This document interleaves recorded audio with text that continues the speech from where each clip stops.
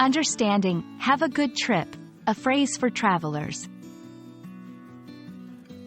Hello, language enthusiasts. Today, we're exploring a popular English phrase, have a good trip.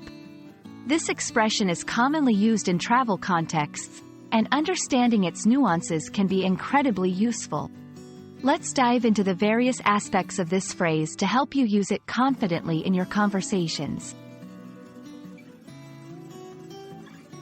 Have a good trip is a phrase used to wish someone a pleasant and enjoyable journey. It's often said to people who are about to travel, whether they're going on a vacation, a business trip, or any other form of travel. The phrase conveys good wishes and hopes that their travel experience will be smooth and enjoyable. You can use have a good trip in various scenarios. 1. When saying goodbye to someone who is about to leave on a journey. 2. In written communication, such as emails or text messages, to wish someone well before they embark on their travel. 3. As a polite gesture to acquaintances or colleagues who mention their upcoming travel plans. Remember, it's a casual and friendly phrase, suitable for both informal and semi-formal situations.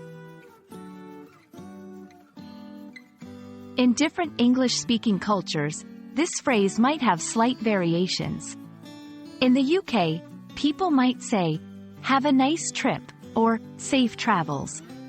In the US, have a great trip, or bon voyage, borrowed from French, are also common.